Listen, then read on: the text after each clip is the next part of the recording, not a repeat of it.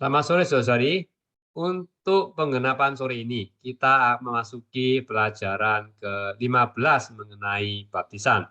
Baik, saudari, saya mengajak saudari untuk berkidung di Kidung 742, baptisan, dikubur, dan bangkit. Baik, saudari, izinkan saya share screen.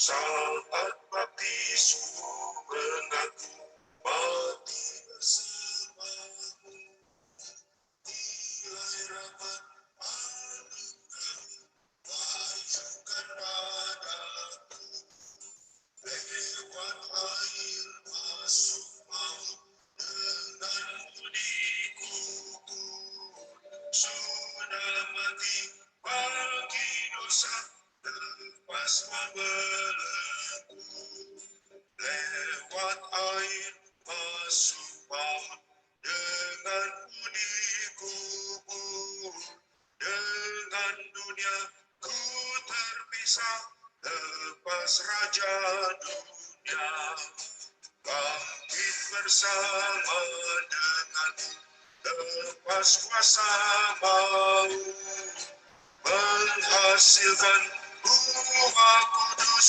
tampil hayat baru, dibaptis dalam namamu, tak lagi milikmu, hidup bagimu oleh kekal sadarmu. Saat baptis ku mengaku mati bersamamu, nilai rahmat anugerahmu wahyukan padaku, lewat air masuk maut dengan budi kubur, sudah mati bagi dosa, lepas membelenggu, lewat air masuk maut dengan budi kubur, dengan dunia ku terpisah, lepas raja dunia, bangkit bersama denganmu, lepas kuasa maut, menghasilkan Ruh Kudus, tampil hayat baru, dibaptis dalam namamu, tak lagi milikmu, hidup bagimu olehmu, kekal sadarmu.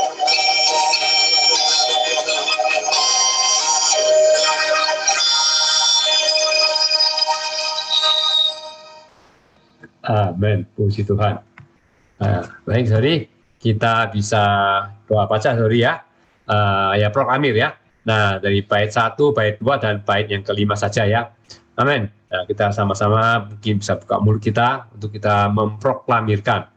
Saat baptisku mengaku mati bersamamu, nilai rahmat anugerahmu wahyukan padaku. Oh, lewat air masuk maut, denganmu dikubur, sudah mati bagi dosa, lepas semua belenggu.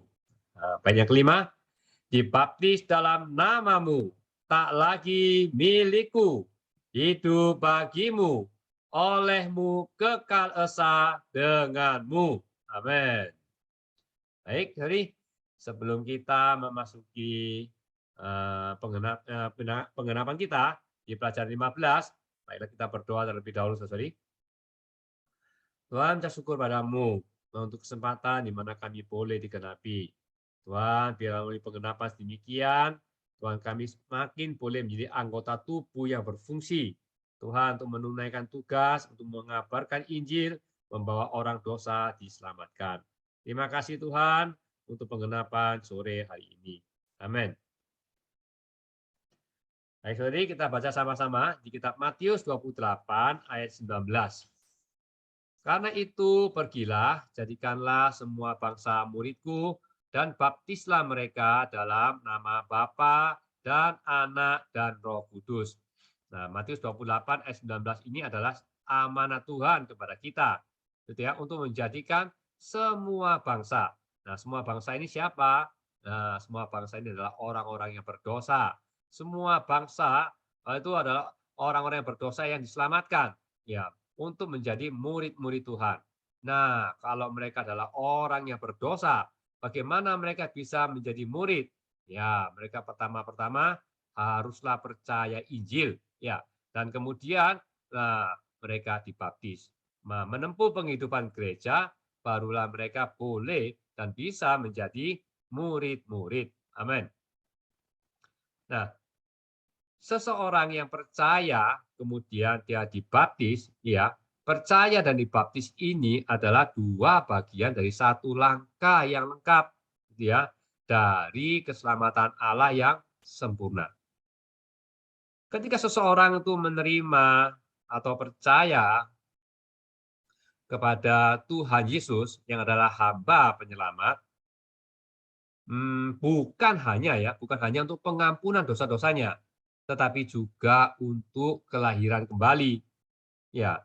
Nah, pengampunan dosa itu adalah karena darah Tuhan dicurahkan. Ya. Nah, ketika darah Tuhan curahkan, nah dia mengampuni dosa kita. Gitu ya. Dan membersihkan segala dosa kita. Tapi ketika kita percaya kepada Tuhan, kita tidak hanya diampuni dosa kita. Ya. Nah, karena Tuhan menggantikan kita, tetapi kita juga mendapatkan kelahiran kembali. Ini ada satu fakta dari keselamatan yang kita terima.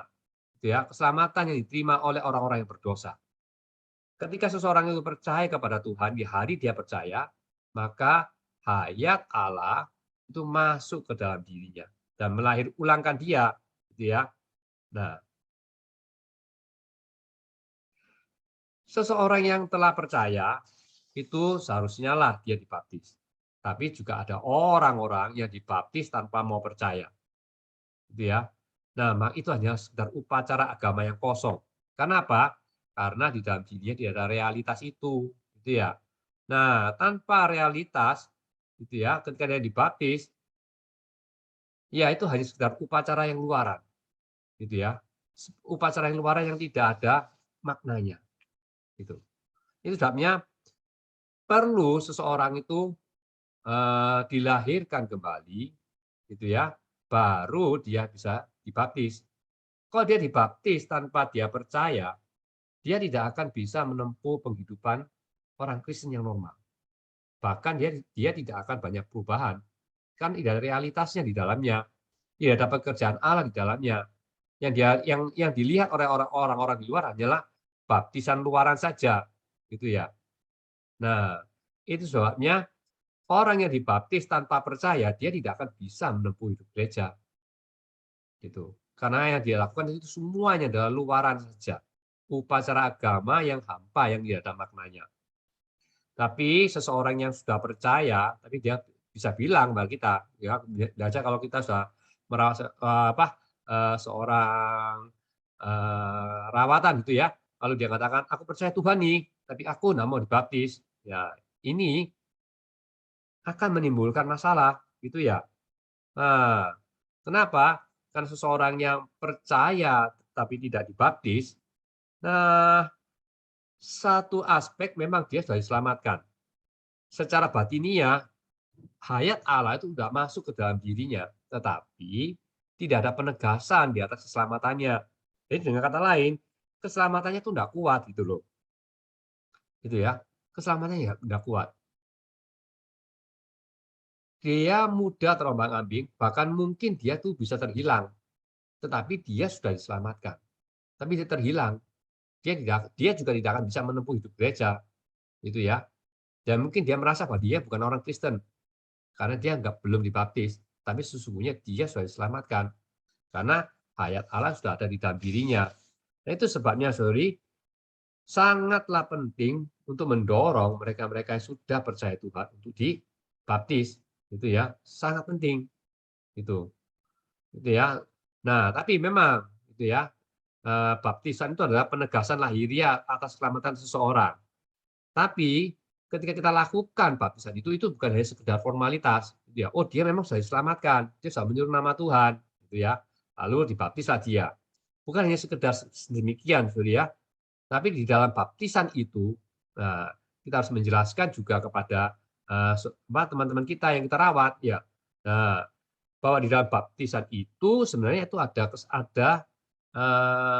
satu pengalaman terhadap keselamatan Allah itu, yaitu kita disatukan dengan diri Allah, gitu ya. Nah, ada satu kesatuan gitu ya. Bukan hanya sekedar baptisan saja lalu selesai urusannya, tapi tidak. Di dalam baptisan itu ada pengalaman kita terhadap kesatuan kita dengan Allah, kesatuan kita dengan Kristus, gitu ya. Ketika kita dibaptis, kita dengan iman, kita percaya lalu kita dibaptis, sebenarnya pada waktu itu kita sudah dibawa masuk ke dalam Kristus. Kita sudah mengenakan Kristus, kita sudah disatukan dengan Kristus. Maksudnya adalah ketika kita dibaptis dengan iman, kita sebenarnya sudah dalam pengalaman kita, saudara ya, dalam pengalaman kita sudah ada di dalam satu ruang lingkup. Ruang lingkup ini adalah Kristus, di mana kita itu hidup. Nah, seperti hari ini, seperti kita menghirup udara, ya di dalam ruang lingkup udara ini kita menghirup udara. Nah, masuk ke dalam Kristus, ya Kristus jadi ruang lingkupnya, penghidupannya dia. Ketika dia menikmati Kristus demikian, tanpa dia sadari, dia akan mengenakan Kristus. Tanpa dia sadari, dia telah disatukan dengan Kristus. Nah, cerita ini adalah seperti Adam dan Hawa. Itu ya. Ketika Adam dan Hawa mengenakan pakaian yang Tuhan berikan pada mereka, ya, kulit ternak yang disembelih oleh Tuhan kepada Adam dan Hawa, orang akan melihat bahwa Adam dan Hawa ini mengenakan pakaian kulit itu, dia bersatu dengan pakaian itu. Nah, ketika kita dibaptis, ketika kita hidup dalam ruang lingkup Kristus, demikianlah kondisi kita, orang akan melihat kita bahwa kita ini bersatu dengan Kristus. Yang kita kenakan adalah Kristus. Kita kemana-mana pergi juga Kristus yang kita tampilkan, karena kita menggunakan Kristus. Ya. Jadi kita bisa tahu di sini baptisan itu bukanlah formalitas, ya bukan satu upacara luaran, tapi ini adalah membawa kita itu bersatu dengan Kristus. Melalui iman kita dibaptis, kita disatukan dengan Kristus. Amin. Nah, ketika baptisan ini dilakukan ya, karena kan dia bukan formalitas ya, saudara. Ini harus dilakukan dengan cara yang benar, murni dan hidup, gitu ya. Nah, cara yang benar, murni dan hidup itu bagaimana sih sebenarnya, gitu ya. Nah, seseorang itu ketika dibaptis dia harus benar-benar percaya. Dia murni hatinya. Yang dibaptis ini dia enggak neko-neko, dia bukan karena dibaptis karena seseorang, dia dibaptis karena gimmick dan sebagainya, gitu ya. Bukan. Ya, dia benar-benar percaya, murni hatinya, dia benar-benar mengasihi Tuhan. Nah, ketika dia sedemikian, dia percaya, gitu ya, nah dia dibaptis. Nah, ketika dibaptis, nah baptisan yang dilakukan itu juga harus baptisan yang hidup, iya, bukan dengan tata cara yang mati, gitu ya. Hidup, ya, bagaimana Roh itu memimpin, bagaimana Roh itu mengurapi, bagaimana kita berdoa di atas apa sasaran apa teman-teman yang kita rawat untuk dibaptis. Nah, hasilnya itu nanti adalah membawa ya menaruh kaum beriman ini ke dalam nama Allah Tunggal seperti dikatakan dalam Matius 28 ayat 19. Ketika dibaptis, orang itu dibaptis dalam apa? Dalam nama Bapa, Anak dan Roh Kudus. Iya. Nah, ketika kita melakukan baptisan ini dengan benar, murni dan hidup, itu ya, itu akan menaruh kaum beriman juga ke dalam Kristus. Itu ya, seperti dikatakan dalam Galatia 3 ayat 27. Karena kamu semua yang dibaptis dalam Kristus telah mengenakan Kristus. Ya, ketika kita dibaptis dalam Kristus dengan iman, nah kita ini telah mengenakan Kristus. Karena kita ada di dalam Kristus. Ya. Kemudian ketika kita dibaptis dengan cara yang benar, murni hidup, nah kita akan membawa kaum beriman ini ke dalam kematian Kristus, kematian yang efektif. Kematian Kristus ini kematian yang mengakhiri alamiah kita, daging kita, gitu ya, dunia, gitu ya. Nah, kematian yang efektif. Ya, seperti katakan Roma 6 ayat 3 ya. Atau tidak tahukah kamu bahwa kita semua telah dibaptis dalam Kristus Yesus, telah dibaptis dalam kematian. Gitu ya. Amin. Nah, kita semua asal kita membaptis dengan cara yang benar, murni, hidup, gitu ya. Nah, kaum beriman ini akan masuk ke dalam kematian Kristus. Amin. Ya, bukan hanya menaruh dalam kematiannya, juga menaruh kaum beriman ini ke dalam tubuh Kristus. Gitu ya. Nah, tubuh ini adalah tubuh organisme itu ya, yang hidup gitu ya. Nah, ditaruhlah di sana. Nah, kalau seseorang itu dia itu belum ada hayat ilahi ketika dia dibaptis, ketika dia ditaruh di dalam tubuh Kristus, dia pun juga tidak akan bisa bertahan lama itu. Karena di dalam dirinya tidak ada realitas, dia tidak bisa menikmati penghidupan tubuh itu. Karena tubuh ini adalah suatu perkara yang hidup, gitu ya, dia organisme yang hidup, gitu ya. Nah, ini kita juga bisa lihat ya, di dalam 1 Korintus 12 ayat 13 ya. Sebab dalam satu roh kita semua, baik orang Yahudi maupun orang Yunani, baik budak maupun orang merdeka, telah dibaptis menjadi satu tubuh, dan kita semua diberi minum dari satu tubuh. Nah, pengalaman berikutnya adalah membawa kaum beriman itu keluar dari keadaan lama mereka dan masuk dalam keadaan yang baru. Itu ya, seperti dikatakan di dalam 2 Korintus 5 ayat 17 itu ya. Nah, saya dikatakan, jadi siapa yang ada di dalam Kristus, ia adalah ciptaan baru, ya. Yang lama sudah berlalu, sesungguhnya yang baru sudah datang. Ya, jadi ketika kita kaum beriman dibaptis, nah sebenarnya mereka itu keluar dari keadaan yang lama, masuk dalam keadaan yang baru, mengakhiri hayat yang lama dan menumbuhkan mereka ya dengan hayat baru Kristus. Jadi kita bisa lihat ya, betapa pentingnya itu ya baptisan itu. Nah, keselamatan lengkap bagi umat Allah itu kita bisa lihat gambarannya itu dari Perjanjian Lama, itu ya. Itu yang mencakup Paskah, ya, keluar dari Mesir, kemudian menyeberangi Laut Merah. Ini adalah gambaran daripada keselamatan lengkap bagi umat Allah, bagi kita. Nah, Paskah itu menandakan penebusan. Nah, pada malam sebelum Tuhan menghukum Mesir dengan membunuh putra sulung yang ada di Mesir, termasuk ternak juga. Nah, Tuhan memberitahu pada bangsa Israel untuk menyembelih domba Paskah. Kemudian darahnya dilaburkan ya di atas ambang pintu. Nah, itu adalah gambaran daripada penebusan Allah, gitu ya. Nah, ada domba yang menggantikan sehingga bangsa Israel, putra sulung di bangsa Israel itu tidak ada yang meninggal. Penebusan ini, gitu ya, yang Allah perintahkan kepada bangsa Israel, bisa jadi ada yang tidak percaya, bisa jadi, gitu ya. Nah, kalau tidak percaya apa yang terjadi dengan mereka? Nah, mereka pasti ada anak-anak yang meninggal. Tetapi bagi mereka yang bukan orang Israel, tapi yang ada di tengah-tengah bangsa Israel, mereka pun bersama-sama dengan bangsa Israel mengambil darah itu pun, karena mereka percaya, mereka pun juga diselamatkan. Nah, ketika bangsa Israel keluar dari tanah Mesir, mereka keluar dari tanah Mesir itu bukan hanya bangsa Israel saja. Orang-orang yang tidak mengenal Tuhan pun juga keluar bersama-sama dengan mereka. Gitu ya. Yang pada akhirnya mereka ini yang tidak percaya Tuhan ini pada akhirnya juga yang akhirnya menimbulkan kesulitan ya bagi bangsa Israel kelak. Nah, tapi dari sini kita bisa melihat ya, Paskah itu menandakan penebusan. Ya. Nah, mereka yang percaya ya mereka mengalami penebusan itu. Gitu ya. Nah, setelah itu mereka keluar dari Mesir, gitu ya. Itu menandakan mereka tuh keluar dari dunia. Nah, mereka keluar dari Mesir, keluar dari dunia. Mereka bagaimana bisa keluar dari dunia ya? Karena Allah sendiri yang mendorong mereka keluar dari dunia melalui situasi yang ada. Kemudian melalui situasi yang ada itu pun juga Allah memimpin mereka untuk menyeberangi Laut Merah untuk dibaptis. Dari pengalaman kita pun juga demikian, saudara ya. Melalui situasi demi situasi, hanya kita dibawa sampai kepada keselamatan lengkap ini, yaitu sampai masuk ke dalam baptisan. Nah, setelah dibaptis, bangsa Israel itu mengalami kebebasan mutlak, gitu ya. Udah terpisah daripada Mesir, dan Mesir pun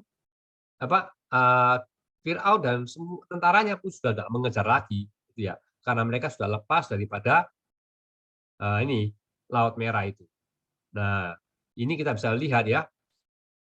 Ini sebenarnya adalah pengalaman kita atas fakta yang sudah Allah rampungkan bagi kita. Gitu ya. Ini adalah gambaran pengalaman kita.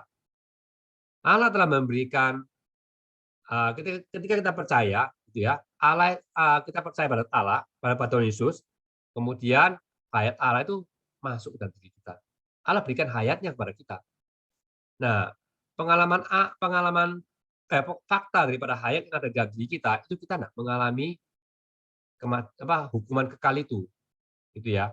Tapi di dalam pengalaman kita pun bisa mengambil hayat ini, gitu ya, untuk kita bisa menang terhadap perkara-perkara dunia, perkara-perkara dosa.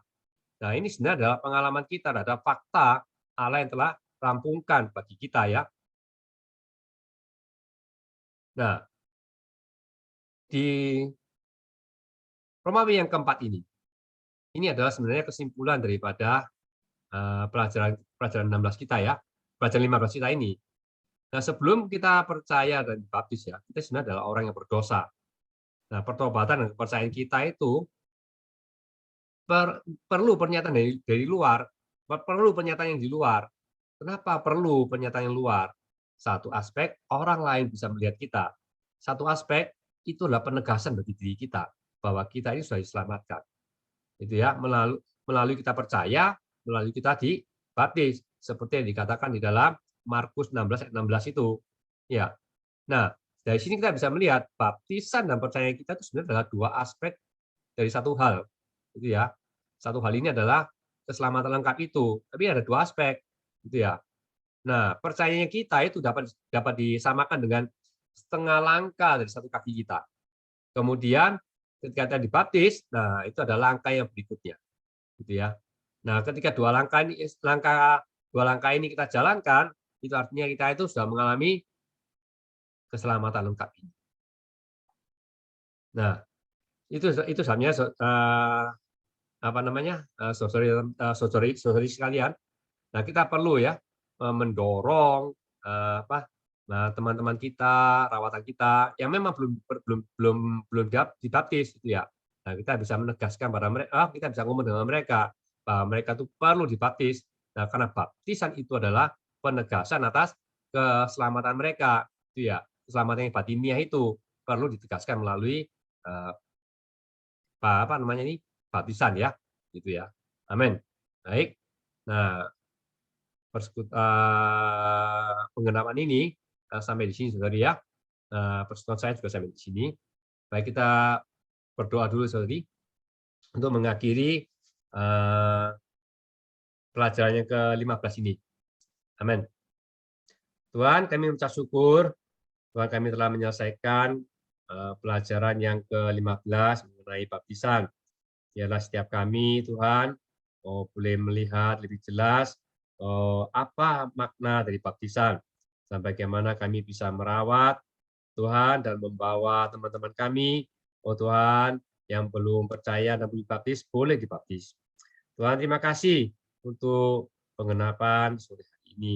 Kami berdoa dalam nama Tuhan Yesus. Amin.